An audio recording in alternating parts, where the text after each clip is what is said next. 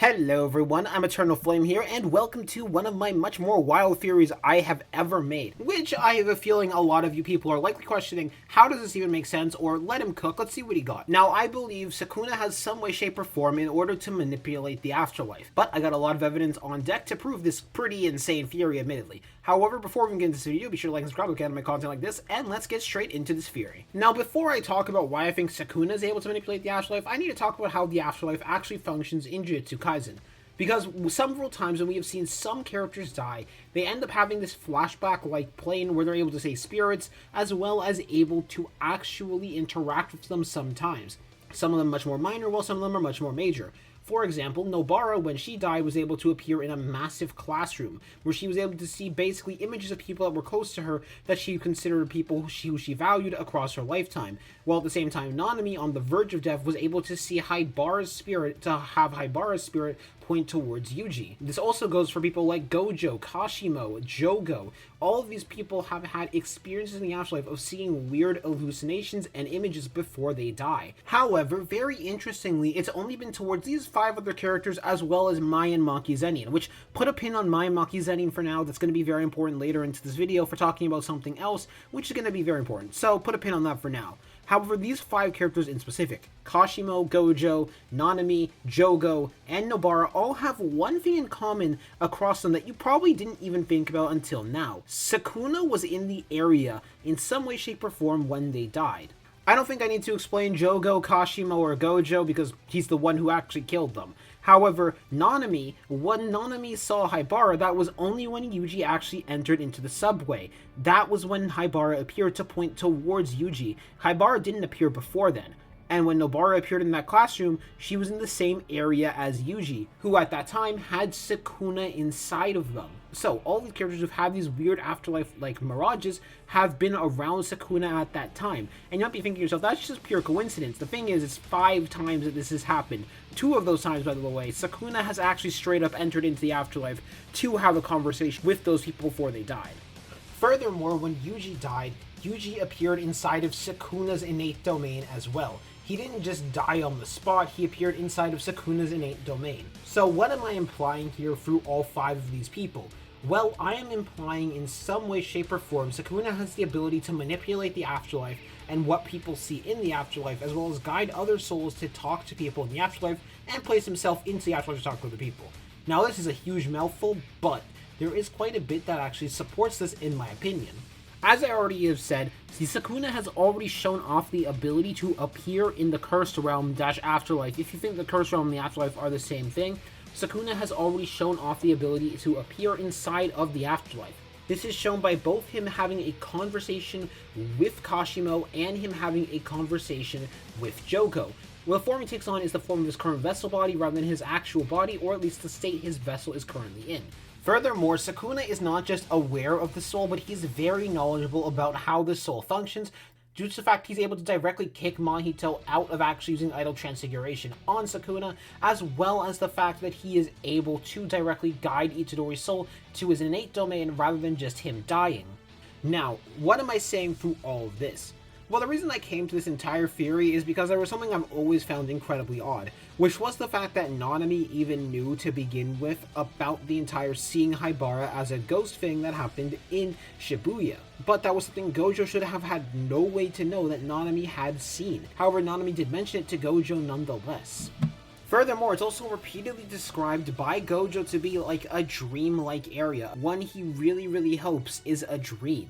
What I believe Sukuna did was bring all of the souls that were in Gojo's life, all the souls that Gojo had considered important to him because Sukuna had deemed Gojo as worthy. Sukuna had deemed Gojo worthy of having a good death and being able to not die alone. Sukuna fulfilled Gojo's desires. However, because he saw that strength was not the thing that would satisfy Gojo, because he could see Gojo would not be satisfied by being told directly from Sukuna that he was strong, instead he decided to allow Gojo to be reunited with his friends.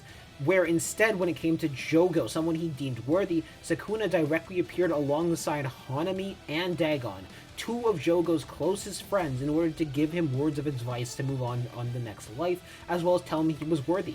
Or to Kashimo, someone who he deemed worthy as well. in order to talk to him and give him words of advice before he moved on. Now you might be wondering, why does this relate to Nobara and Nanami? I could very easily see Sukuna respecting both Nobara and Nanami.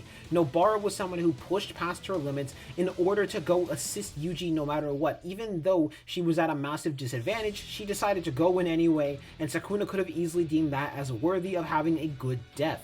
Same with Nanami, where Nanami was someone who had pushed himself, fought against basically 3 of the disaster curses, even though he died to one of them and got hit and burned up and turned crispy by the other one. He was deemed worthy by Sukuna of having a good death and moving on because of his strength. On top of that, we also already know that it's possible to guide souls into things like objects as well. So who's to say it wouldn't be possible to guide souls into other people's afterlife in order to give them a shared afterlife for them to talk to each other? It could also be why we never see one for Yorozu, because he doesn't deem Yorozu as worthy, because Yorozu was just so completely focused on Sukuna and not anyone else, because they just wanted to marry Sukuna, and Sukuna just saw them as absolutely crazy and annoying. Now you might be wondering one very, very specific thing, and that specific thing is how. How is this even possible for someone like Sukuna to even be capable of doing this? Well, for starters, I do need to note this. It is possible to pull souls out of the cursed realm, as we see with Mahito, and that is how they trigger the culling games to start to begin with, which is why Kenjaku needed to use cursed spirit manipulation on Mahito. So, we already know it's possible to interact with souls from the living world to the dead world if you have a good enough soul technique, or just soul manipulation in general, which I'm imposing that Sukuna has that level of soul manipulation. After all, it should be noted, Sukuna likely has a better level of soul manipulation despite not even having that curse technique than Mahito, considering the fact they can even reject Mahito's soul to begin with. Furthermore though, it's not just Mahito who does this, it's another character who I talked about very early on in the video, Mai Zenin. Mai, despite being dead, is able to interact with Maki directly through the sword itself. Despite the fact she died and took the cursed energy with her, transforming her body into the sword, she was able to communicate with Maki nonetheless. Now, I do actually have 2 methods in mind to explain how it's even possible that Sukuna can pull off afterlife manipulation, purely because I do think this is still something Sukuna's doing and not just something that's been happening random by chance, and it just so happened to be Sukuna was in the area, purely because it's been happening 5 times now. Now, my first method I have in mind is just the simple fact Sukuna is just that good at soul manipulation. And you might be wondering, okay, why is that the case? Well, Sukuna is the same person who is good enough to split his soul into 20 separate fingers. Upon seeing Kenjaku do it once, Sukuna was able to do it to himself and figure out how it worked on the spot. So Sukuna just having that level of soul control would make a lot of sense. Furthermore, his ability to kick out Mahito from his domain, as well as Sukuna's just general soul awareness in general. That if Sukuna was just this skilled with the ability to manipulate souls, it would make sense that he is able to actually grant this afterlife type of thing to people after he kills them if he deems them as worthy, or if they die in his presence but he deems them as worthy nonetheless. Furthermore, this would also imply it's a learnable thing, and it's a possible thing that people could learn how to access the afterlife and how to do that. For example, if there would be one character who could potentially learn this, it would be Yuki Tsukumo through her soul books because of how much research she has done on the soul. So it might be possible that Yuki has also learned this ability. However, that's a bit more of a stretch, but I am very confident that Sukuna is just able to do this. However, there is a second method I had in mind, and it's very important to why I brought up Mai Zenin. That this is an ability that twins have access to when one of the twins die. Because very noticeably in Jujutsu Kaisen, twins are consistently considered the same person by cursed energy.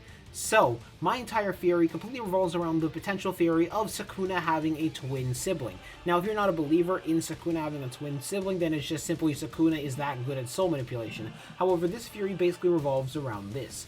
Sukuna is technically dead and alive. Because of the fact Sukuna has a dead sibling, and his dead sibling is likely already dead, as I said before, Sukuna is able to use them in order to access the afterlife. Because, for example, Mai is able to pull Maki in order to temporarily talk to her in their afterlife-like plane, which is the innate domain.